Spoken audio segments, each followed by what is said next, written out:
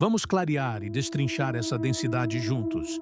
A filosofia de Sartre é profunda, mas quando a trazemos para o plano prático e real, tudo começa a fazer um sentido absurdo. Para não nos perdermos no teoriquês, o melhor lugar para começarmos a nossa conversa é pelo próprio alicerce do existencialismo dele. Aqui estão os 3 argumentos principais, que você precisa dominar para entender toda a linha de pensamento de Sartre. 1. A existência precede a essência. Imagine uma ferramenta ou uma tesoura. Antes de ela ser fabricada, alguém a idealizou com uma função clara: cortar. Ou seja, a essência, o propósito, veio antes da existência do objeto. Sartre diz que, com o ser humano, é o oposto. Nós primeiro existimos, nascemos, somos jogados no mundo. E só depois, através das nossas ações e escolhas, definimos a nossa essência, quem realmente somos. Não existe um destino escrito, uma natureza humana pré-definida ou uma missão divina. Você é uma tela em branco. 2. Condenados à liberdade. Como não há um manual ou um roteiro pronto para a nossa vida, estamos totalmente desamparados. Sartre usa essa expressão forte, condenados a ser livres, porque a liberdade não é um prêmio, é um fardo pesado. Cada pequena decisão da sua vida, mudar de profissão, casar, silenciar ou falar, é uma escolha puramente sua. E, ao escolher, você se torna o único responsável pelas consequências. Daí nasce aquela angústia que o audiobook provavelmente mencionou. O peso de saber que não dá para culpar mais ninguém pelos rumos da nossa própria história. A má-fé, o auto-engano. Este é um dos pontos mais práticos da filosofia dele. Sartre percebeu que o ser humano detesta a angústia da responsabilidade. Então, o que nós fazemos? Inventamos desculpas. Dizemos coisas como: eu sou assim porque meu signo é esse. Não mudo de vida porque o sistema não deixa. Ou, não tenho escolha. Sou obrigado a fazer isso. Sartre chama isso de má-fé. O ato de mentir para si, mesmo e fingir que você não é. Livre para tentar escapar da culpa. Para ele, nós sempre temos escolha. Mesmo que a escolha seja aceitar as consequências de dizer não. Por onde você quer começar a aprofundar? Agora que limpamos o terreno com esses 3 pilares, me conta qual desses pontos chamou mais a sua atenção ou causou um estalo na sua mente enquanto você ouvia o audiobook ontem? Vamos puxar esse fio. Você tocou no ponto central da questão. De primeira, parece óbvio mesmo. Se eu escolho, a culpa é minha. E pronto. Mas para entender, por que isso tirava o sono de Sartre? E por que ele achava que a maioria das pessoas passa a vida inteira tentando fugir disso? Precisamos olhar o tamanho do buraco que ele cavou. Para Sartre, a nossa responsabilidade não é apenas sobre as pequenas escolhas do dia a dia. É algo muito mais radical por 2 motivos principais. O desamparo total. Não há placas de sinalização. Antes de Sartre, mesmo que as pessoas fossem responsáveis por suas escolhas, elas tinham um norte. Havia a ideia de que Deus tinha um plano, ou de que a sociedade tinha regras morais fixas e absolutas, como honrar a família, seguir a tradição. Se você fizesse uma escolha seguindo essas regras e desse errado, você podia se confortar pensando: fiz o que era certo perante Deus, ou fiz o que a sociedade esperava de mim. Sartre joga isso no lixo. Ele diz que Deus não existe e a moral é humana e imutável. Portanto, não existem placas de sinalização no mundo. Quando você escolhe, você está completamente sozinho no escuro, inventando a sua própria moral na hora. Não há um juiz externo para validar se você fez o certo ou o errado. Você é o único juiz. Ao escolher por você, você escolhe pela humanidade inteira. Aqui é onde a cabeça frita. Sartre diz que toda vez que você toma uma decisão, você não está mudando apenas a sua vida. Você está dizendo ao mundo: eu acho que é assim que um ser humano deve agir. Se você escolhe ser honesto em um negócio, você está afirmando que a humanidade deveria ser honesta. Se você escolhe trair ou passar a perna em alguém, você está assinando embaixo de que o homem é um ser que trai. Ou seja, as suas ações carregam o peso de criar a imagem do que é a própria humanidade. É como se você fosse um líder político ou espiritual da sua própria vida e, por tabela, de todos os outros. Por que isso gera angústia? E não apenas um ok, eu escolhi. A angústia para Sartre não é um medo comum, como ter medo de um cachorro ou de perder o emprego. A angústia é o medo de nós mesmos. É a sensação de olhar para um abismo e perceber que nada te impede de pular, a não ser você mesmo. É saber que você tem o poder de destruir a sua vida, de mudar de rumo completamente hoje à noite e que a decisão de fazer isso ou não é 100% sua. Não há desculpas. Não há "eu não consegui porque meu passado me condenou". Para ele, o homem moderno vive numa ansiedade constante justamente porque finge que aceita a responsabilidade. Mas na primeira crise, tenta achar um culpado. O governo, a crise, o casamento, os traumas de infância, para não encarar esse abismo de frente. Consegue perceber como essa liberdade de Sartre é quase violenta? Ela não te deixa nenhuma saída de emergência para a culpa. Essa radicalidade faz sentido para você quando pensamos no peso de decidir os rumos da nossa vida hoje em dia? É perfeitamente normal que soe estranho de início, meu amigo. A palavra angústia, no nosso dia a dia, geralmente significa uma tristeza apertada no peito, uma ansiedade ruim ou um sofrimento por algo que deu errado. Mas Sartre não está falando de uma doença da mente ou de uma tristeza comum. Para ele, a angústia é um sentimento puramente intelectual e filosófico. Para clarear isso de vez, pense na angústia de Sartre como a vertigem da liberdade. Imagine que você está no topo de um penhasco muito alto. Você olha para baixo e sente aquele frio na barriga. O seu medo ali não é de que o vento te empurre, nem de que a terra desabe. O seu verdadeiro medo, a sua vertigem, vem de perceber que você tem o poder absoluto de se jogar se quiser. E que a única coisa que te impede de dar o passo para a frente é a sua própria vontade. Trazendo isso para o sentido prático que Sartre trata. A angústia diante do futuro. O que eu vou fazer? A angústia é o peso de perceber que o seu futuro está completamente aberto e vazio, esperando que você o construa. Se você decidir acordar amanhã e mudar completamente a sua vida, mudar de profissão, deixar tudo para trás, adotar uma postura totalmente diferente, você pode. Nada te segura a ser quem você era ontem, a não ser você mesmo. Saber que o seu amanhã não está garantido por nenhum destino e depende das suas mãos causa esse frio na barriga. Existencial. A angústia diante do passado. Quem eu fui não me prende. Sartre dizia que nós sentimos angústia porque percebemos que o nosso passado não nos dita. Por exemplo, se alguém foi um ótimo pai, um profissional exemplar ou um amigo leal a vida inteira, isso não garante que ele vá agir assim hoje à tarde. A cada segundo, ele precisa escolher de novo ser essa pessoa boa. O passado é como uma linha de fumaça. Ele não tem braços para te segurar. Você está sempre livre para quebrar o padrão. E ter que sustentar quem você é todos os dias cansa a mente? Em resumo, para Sartre, a angústia não é um defeito ou um sinal de fraqueza. Ela é a prova de que você é livre. Se você não sentisse esse peso, você seria como uma rocha ou uma mesa, que apenas existem e aceitam o que o mundo faz com elas. Só o ser humano sente angústia porque só o ser humano se dá conta de que é o único piloto da sua própria vida. Faz mais sentido quando pensamos na angústia como essa vertigem diante de todas as possibilidades que a vida nos dá? Essa é uma conclusão brilhante, meu amigo. E você pegou exatamente o espírito da coisa. Se fôssemos perguntar para o próprio Sartre, a resposta dele seria um sonoro: sim, eles vivem com menos angústia, mas estão vivendo uma mentira. Vamos organizar esse raciocínio para ver como Sartre encararia essa diferença entre a ignorância confortável e a busca pelo conhecimento. O conforto da má-fé coletiva. Para Sartre, quando alguém se entrega cegamente a um dogma, seja ele religioso, político ou cultural, essa pessoa ganha de presente um manual de instruções para a vida, sem escolha, sem culpa.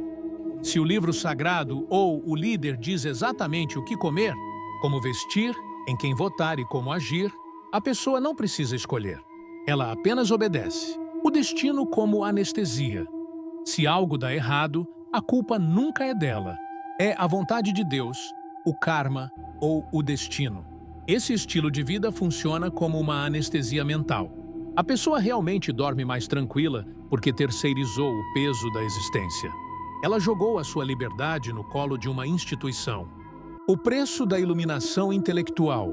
Por outro lado, quem busca o conhecimento, a ciência e a filosofia, acaba acordando para a realidade. E a realidade nua e crua é que estamos sozinhos no universo e nós somos os únicos responsáveis pelo nosso chão. Quem estuda e pensa por si mesmo destrói as ilusões confortáveis. Essa pessoa descobre que o mundo é um abismo de possibilidades e que cada decisão, desde a carreira até a própria moral, precisa ser bancada por ela mesma. É por isso que o homem intelectualizado muitas vezes parece mais ansioso, estressado ou angustiado. Ele carrega o peso do mundo nas costas sem nenhuma muleta mística para ajudar. A grande provocação de Sartre. Aqui entra o checkmate do filósofo. Sartre não achava que o ignorante era esperto por viver mais calmo. Para ele, fugir da angústia através da ignorância ou do fanatismo é a maior covardia que um ser humano pode cometer. Ele chamava isso, como vimos, de má fé, uma vida inautêntica. É como se Sartre nos desse duas opções: ser um objeto, viver na ignorância, deixando que os outros e as circunstâncias decidam quem você é. Uma vida calma, mas vazia de si mesmo. Ser um homem livre, encarar a verdade, assumir as rédeas, sentir a angústia da responsabilidade, mas ter o orgulho de dizer: eu sou o autor da minha própria história. Essa é a pergunta de $1 milhão, meu amigo. Se a liberdade traz tanta angústia e nos joga nesse abismo de responsabilidade, por que raios deveríamos escolher esse caminho? O que o homem ganha, afinal? Sartre não promete um mar de rosas ou uma felicidade mágica, mas a recompensa que ele oferece é uma das coisas mais valiosas que um ser humano pode conquistar. Para o homem que abraça o existencialismo, os grandes prêmios são estes: a autenticidade, o orgulho de ser dono de si. A maioria das pessoas vive uma vida copia e cola.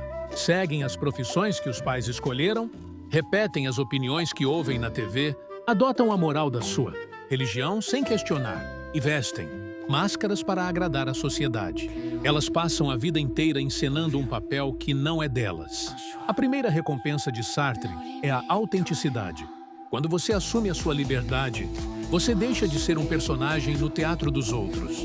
Suas vitórias, suas derrotas, seus gostos e seus valores pertencem genuinamente a você.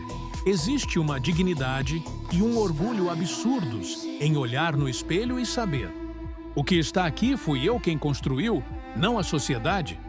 A sociedade. O poder da autocriação. Nada te define. Para Sartre, não existe essa história de pau que nasce torto, morre torto. Se você foi tímido, fracassou no passado ou cometeu erros graves, o existencialismo te dá uma folha em branco todos os dias. A recompensa aqui é o alívio do determinismo. Você não está preso ao seu passado, aos seus traumas de infância ou à sua genética. A sua liberdade significa que, a partir de hoje à noite, você pode decidir mudar de rumo e começar a construir uma versão totalmente nova de si mesmo. Você é o escultor da sua própria vida. A ação engajada, uma vida com propósito real. Muita gente acha que o existencialismo é uma filosofia de braços cruzados, porque o mundo não tem um sentido pronto. Mas Sartre diz o oposto. Já que o mundo não tem sentido, cabe a você dar um sentido a ele. Quando você entende isso, a sua vida ganha um propósito real e prático.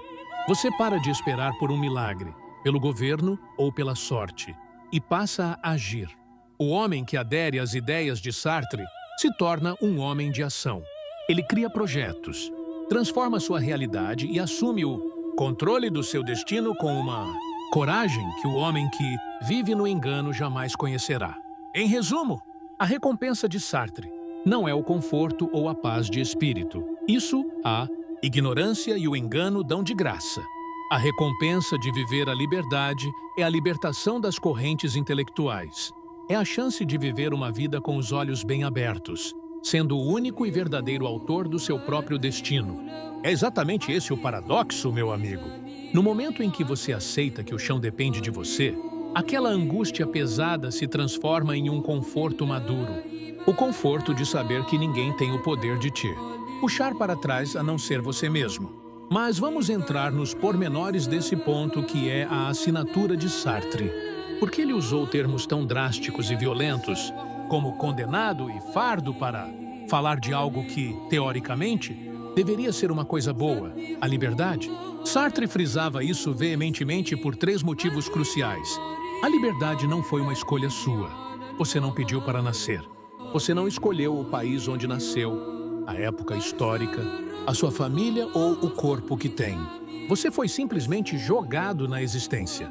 Porém, Sartre diz que, uma vez que você está acordado e consciente no mundo, você é obrigado a escolher o que fazer com tudo isso.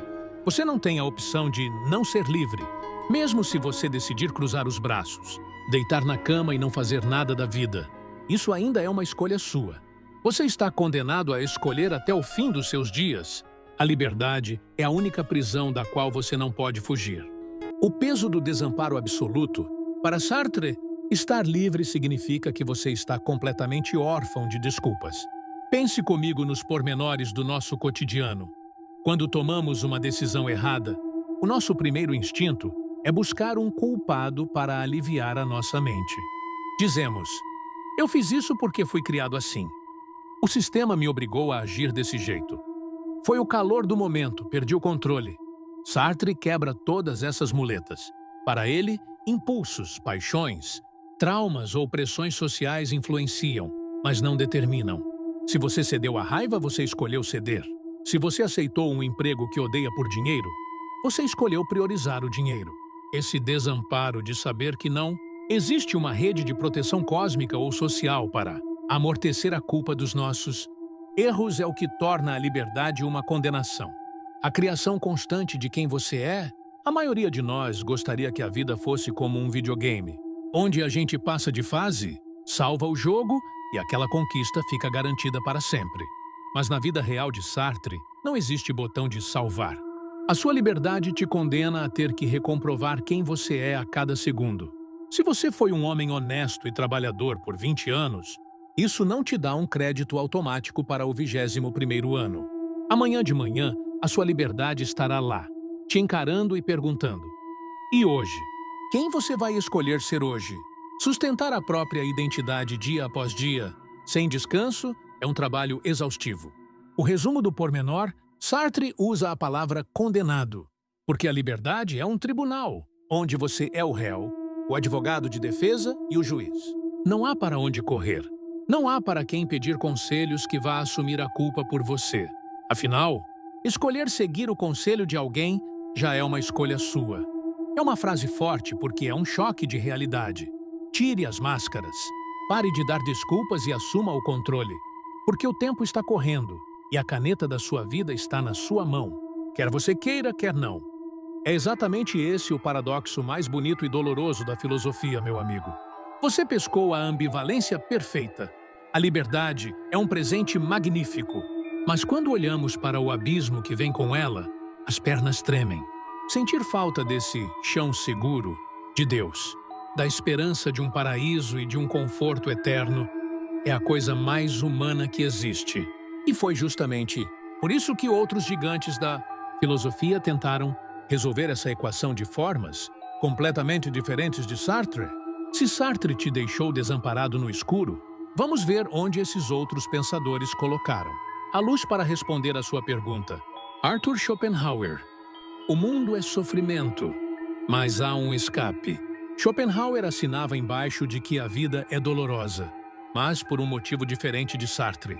Para ele, o universo é movido por uma força cega e irracional chamada vontade, que, em nós, se manifesta como um desejo infinito que nunca se sacia. Desejamos, conseguimos, ficamos entediados e passamos a desejar outra coisa. A vida é um pêndulo entre o sofrimento e o tédio. Onde está o conforto? Schopenhauer não acreditava em Deus ou em um paraíso após a morte. Para ele, o único lugar seguro e o alívio desse sofrimento estão na arte, na música e na compaixão universal. Quando você aprecia uma obra de arte ou ajuda alguém sem interesse, você silencia a vontade e experimenta uma paz momentânea, um quase paraíso na Terra. Friedrich Nietzsche. A morte de Deus e o paraíso na Terra. Nietzsche concorda com Sartre que não existe um Deus controlando o mundo ou um paraíso no além para nos salvar. Mas, enquanto Sartre foca na angústia disso, Nietzsche foca na celebração. Ele achava que a ideia de um paraíso, depois da morte, era uma mentira, inventada por pessoas fracas para fugir da beleza e da dor da vida real. Onde está o conforto? Está no conceito que ele chamava de amor fati, o amor ao destino. O seu paraíso é aqui e agora. A recompensa é viver uma vida tão fantástica, tão intensa e tão autêntica que, se um demônio te dissesse que você teria que viver a mesma vida em detalhes, repetidamente por toda a eternidade, você responderia: sim, eu quero. O conforto não é o descanso eterno, é a força de ser o seu próprio Deus. Os estoicos. Deus está no universo e o porto seguro é a sua mente.